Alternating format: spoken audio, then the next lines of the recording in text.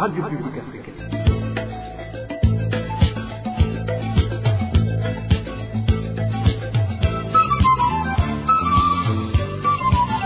Radio Publique Africaine.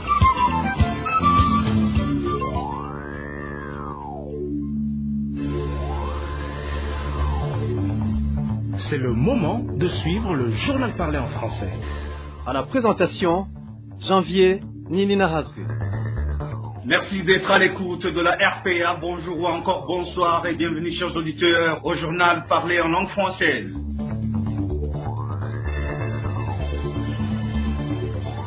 En grande ligne, refuser de céder sa carte d'électeur pour que les Imbonerakure votent à sa place, un homme âgé en province Rumongue a été sauvagement battu. Les partis d'opposition continuent de rejeter à l'avance les résultats qui émaneront du double scrutin du 5 juin. Le parti CNL rejoint les partis UPRONA et CDP. Les anciens combattants vivant avec un handicap réclament leur droit à l'accès gratuit aux soins. Et c'est tout pour le sommaire. Le développement, c'est dans quelques instants.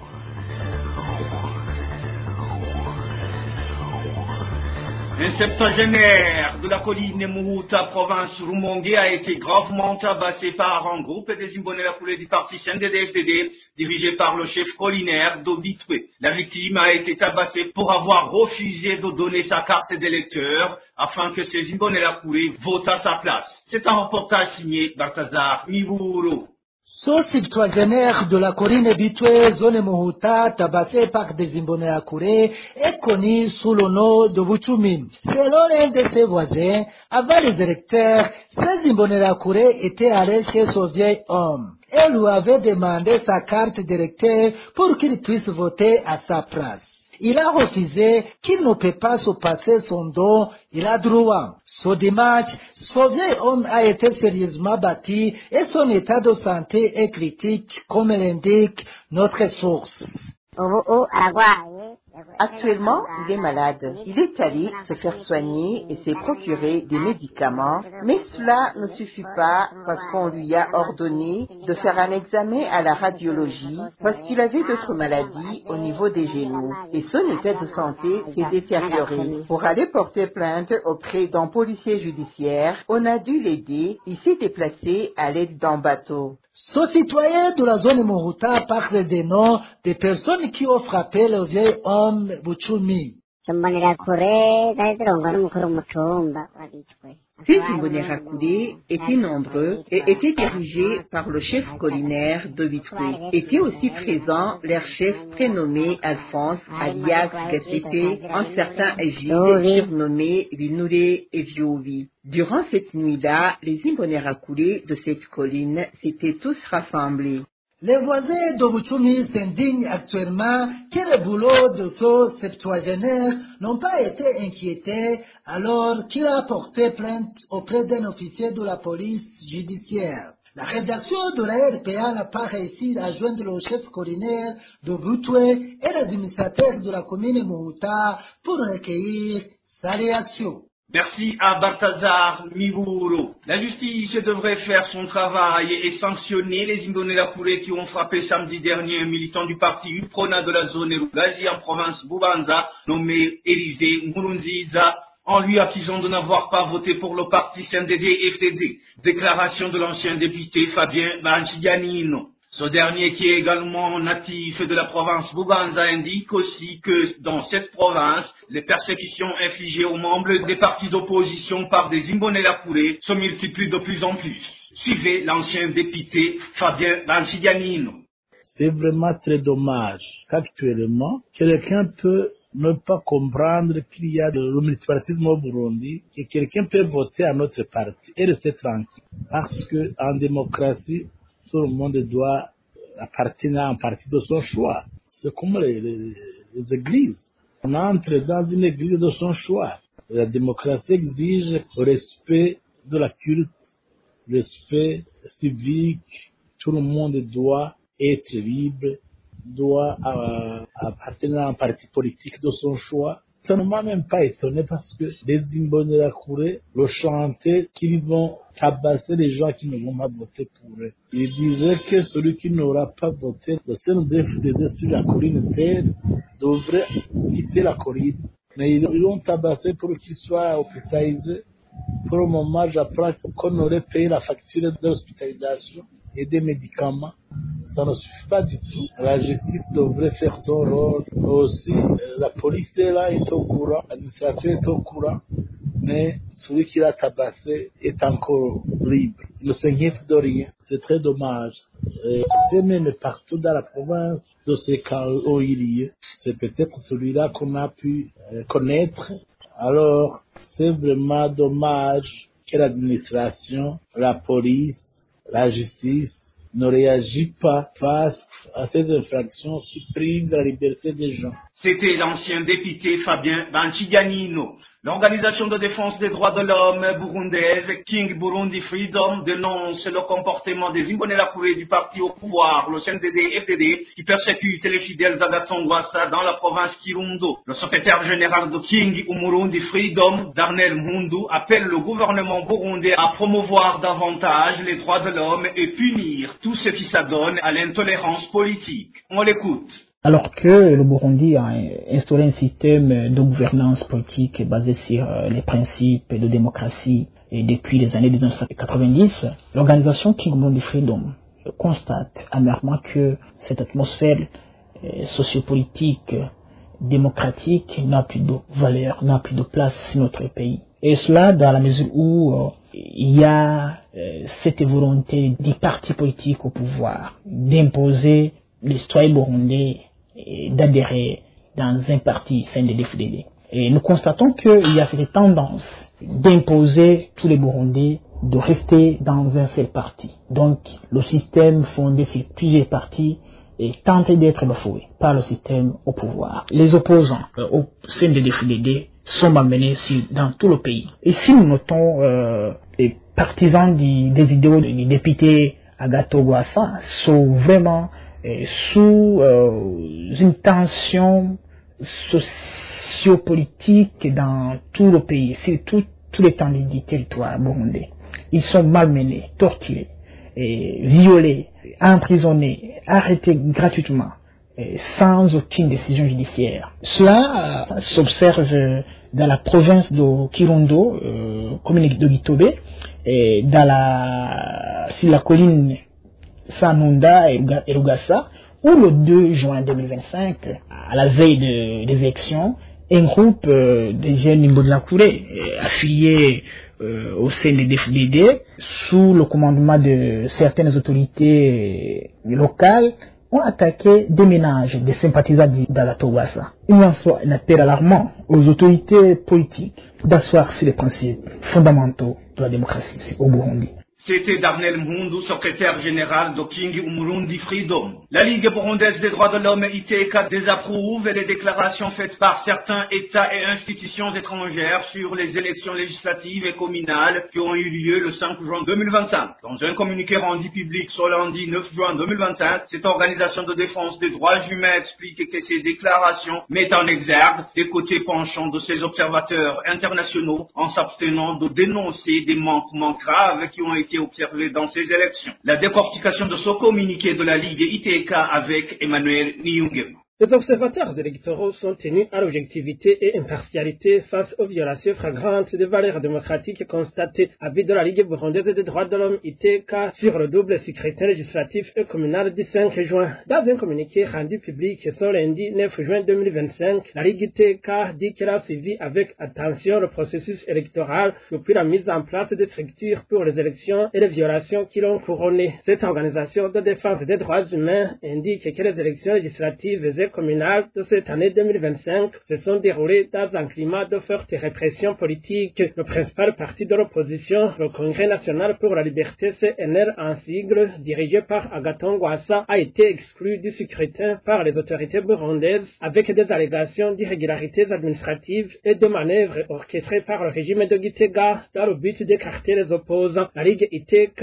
mentionne que différents observateurs et opposants ont dénoncé des irrégularités telles que des votes votes multiples, des votes forcés, sans parler des intimidations commises par la milice Imbonerakure affiliée au parti au pouvoir, le CNDD-FDD. Toujours à travers ce document, la Ligue burundaise des droits de l'homme ITK déplore la teneur des déclarations préliminaires complaisantes des missions d'observation électorale de l'Union africaine et la conférence internationale sur la région des Grands Lacs, CIRGL, sur le scrutin qui est loin de garantir le vote libre et démocratique. La Ligue ITK désapprouve les déclarations partisanes des observateurs de certains États et institutions étrangères comme l'Union africaine et la CIRGL qui n'ont pas osé signaler les irrégularités constatées. Selon la Ligue ITK, ces déclarations mettent en exergue leur côté penchant en s'abstenant de considérer ces manquements graves en attendant les rapports finaux de différents acteurs aux élections et les résultats définitifs. La Ligue ITK promet de fournir un rapport sur ce processus pour contribuer à la consolidation des valeurs démocratiques au Burundi. Merci à Emmanuel Niyungeko. Toujours en politique, le parti CNL, elle, reconnu par le gouvernement de Gitega, annonce que de nombreuses fraudes qui ont émaillé les élections législatives et communales du 5 juin rendent les résultats peu fiables. Propos de Nestor Girkushaka, président du parti CNL. C'était lors d'une conférence de presse animée ce 9 juin. Nestor Girkushaka déclare que, en se basant sur les irrégularités observées ici et là,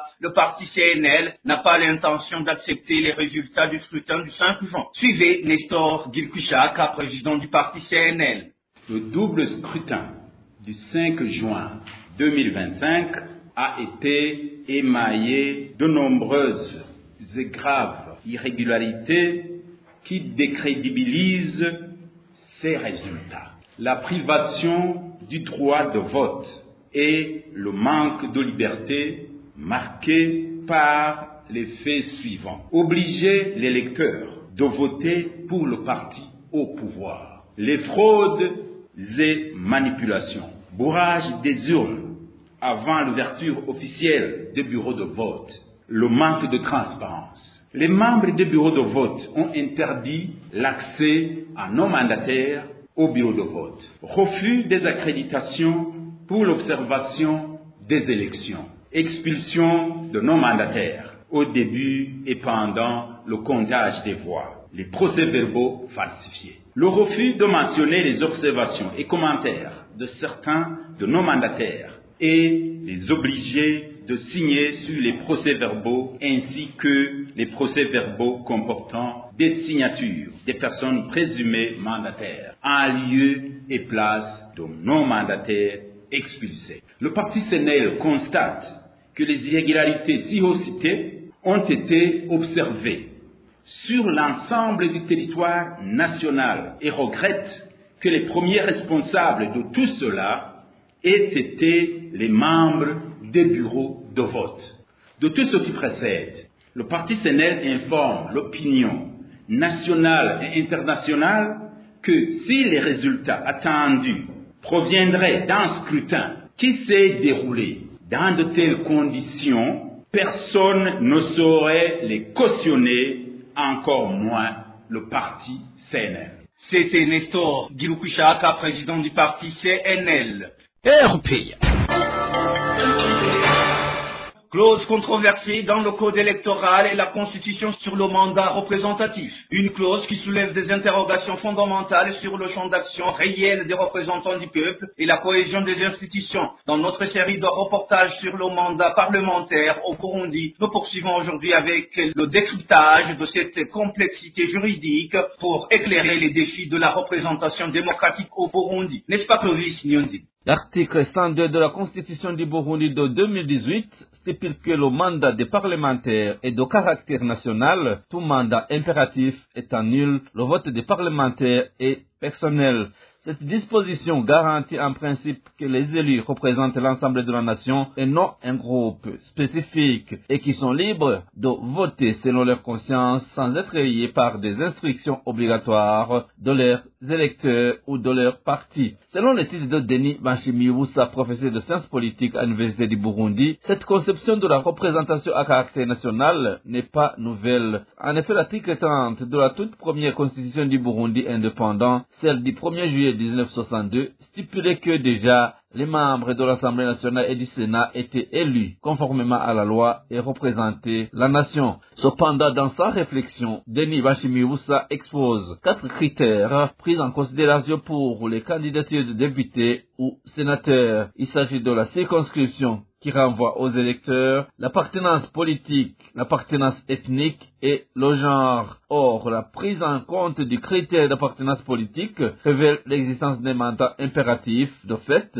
pour le parlementaire burundais. Cette réalité est inscrite dans la loi depuis 2009 et confirmée par les codes électoraux de 2014, 2019 et celui en vigueur de 2024. Son article 112, alinéa 3, stipule que le mandat d'un député peut prendre fin s'il quitte volontairement le parti pour lequel il a été élu ou s'il en est exclu, après avoir exercé toutes les voies de recours devant les juridictions compétentes. Ainsi, en instaurant la perte de mandat parlementaire en cas de rupture d'affiliation politique, le code électoral de 2009 et ses successeurs contraignent le député et le sénateur à se soumettre inconditionnellement aux ordres de leur groupement politique. Cela signifie clairement que malgré les principes constitutionnels, le parlementaire burundais jouit désormais des mandats impératifs et non des mandats de représentation libre ou à caractère national. Cependant, professeur Denis Bashimiwusa indique qu'à ce jour, aucun parlementaire n'a jamais perdu son siège pour avoir volontairement quitté son parti ou en avoir été exclu. Ultérieurement, nous reviendrons sur les conclusions de Denis Bashimiwusa après avoir constaté cette contradiction entre le contenu de la Constitution et celui du Code électoral burundais, en nous appuyant notamment sur l'article 161 de la Constitution du Burundi. Merci à Clovis Nyonzima. Page santé, à présent, des anciens combattants vivant avec un handicap répartis dans plusieurs provinces du pays expriment une profonde inquiétude face à la privation de leurs droits aux soins de santé. Ces anciens combattants manifestent leurs préoccupations quant aux conséquences graves que pourrait engendrer cette situation sur leur santé. David Claude Mbananayo pour plus de détails. Le droit aux soins de santé est l'un des privilèges accordés aux anciens combattants devenus handicapés. Ces derniers vivent aujourd'hui dans 12 centres répartis à travers 10 provinces du pays. Ce droit leur a été octroyé par un décret présidentiel, reconnaissant leur incapacité à subvenir eux-mêmes à leurs besoins. D'après nos sources, ces anciens combattants bénéficiaient de 4 consultations médicales par an. Selon les témoignages recueillis, le général de brigade Dominique Nyamugaruka, responsable du département chargé des anciens combattants, est accusé par ces derniers de violer ce droit fondamental à la santé. Le décret présidentiel stipule que les consultations médicales sont limitées à 4 fois par an, ce qui signifie que les médicaments doivent être prescrits pour des périodes de 3 mois à chaque fois. Cette réglementation est confirmée par un arrêté d'application qui l'accompagne. Les anciens combattants dénoncent notamment le fait que ce haut responsable donne des instructions directes aux médecins en charge de leur suivi en dictant les médicaments à leur administrer. De plus, il exige que les patients rapportent des emballages vides des médicaments précédemment reçus comme condition préalable à toute nouvelle délivrance. Ceux qui ne s'y plient pas sont privés de traitement avec des conséquences graves sur leur état de santé. Alors qu'ils avaient légalement droit à 4 traitements médicaux par an, ces anciens combattants n'en reçoivent aujourd'hui plus que 2. Une situation qui suscite de nombreuses interrogations quant à la destination des fonds alloués à leur prise en charge, d'autant plus que ces crédits ne sont jamais suspendus dans le budget de l'État. Face à cette situation critique, les anciens combattants en appellent au ministère compétent ainsi qu'au chef de l'État pour qu'une solution rapide soit trouvée afin qu'ils puissent continuer à bénéficier des soins médicaux tels que prévus. Beaucoup d'entre eux souffrent en effet de pathologies chroniques qui nécessitent un suivi régulier. Ils tiennent le général de brigade Dominique Nyamugaruka pour responsable de cette situation, bien que nos tentatives de recueillir sa version des faits ainsi que le général de brigade Gaspard Baratuza, porte-parole du ministère ayant les anciens combattants dans ses attributions, soit restée infructueuse jusqu'à présent. Le décret ministériel régissant les droits des anciens combattants qualifiés de handicapés très sévères est explicite en son article 16. Il reconnaît leur droit à recevoir des soins médicaux, des médicaments et tous les équipements nécessaires à leurs conditions avec un remplacement régulier garanti. Il précise également que les consultations avec le médecin attitré sont organisées par le département en charge des anciens combattants à raison d'une séance hebdomadaire ou un minimum une fois par trimestre, soit au siège du département, soit dans les centres d'accueil ou encore dans les chefs-lieux des provinces où ces bénéficiaires sont enregistrés. Merci à David Claude Mbananayo. Et pour clore cette édition, la hausse des prix de différentes denrées alimentaires complique davantage la vie dans les ménages en province Bubanza. Les habitants de cette province disent qu'ils sont actuellement confrontés à d'énormes difficultés à faire survivre leur famille. Walter Cuisera revient sur cette situation de hausse des prix en province Bubanza. Dans la province de Bubanza, les prix des denrées alimentaires de première nécessité continuent de grimper au lieu de connaître une baisse. Selon les habitants de cette province, que ce soit durant la saison des récoltes ou la période des plantations, les prix de certains produits comme le riz ou la farine de manioc ne cessent d'augmenter, provoquant les mécontentements de la population.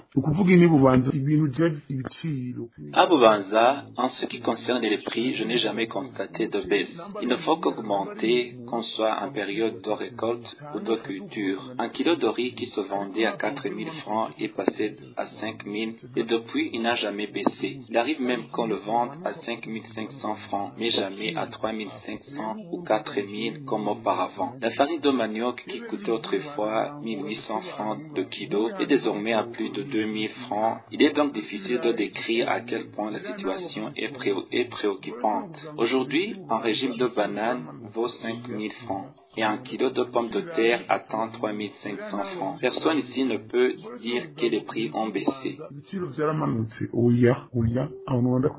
Du côté des commerçants, les prix élevés à l'approvisionnement les obligent à vendre cher sur les marchés afin d'éviter des pertes. La farine de maïs me coûtait plus de 2000 francs contre 1800 auparavant. Pour les haricots, je les ai achetés à 2700 francs et je les vends entre 3000 et 3200 francs. Je les vends entre 3000 et 3200 francs. Même là, je ne suis pas certain d'en tirer un bénéfice. D'après les informations recueillies auprès des vendeurs, cette hausse continue des prix a commencé l'an passé. Depuis, elle persiste, affectant sérieusement les conditions de vie des habitants de Bubanza. Et voilà, mes chers auditeurs et auditrices, c'est ici que prend fin cette édition de la RPA parlée en langue française ce mardi 10 juin 2025. Merci pour votre aimable écoute. Merci à toute l'équipe de la rédaction pour la collecte et le traitement de toutes ces infos. Merci aussi à l'équipe technique pour sa bonne collaboration. À la présentation, vous étiez avec Janvier Ninina Hazoué. Passez de bons moments chez vous.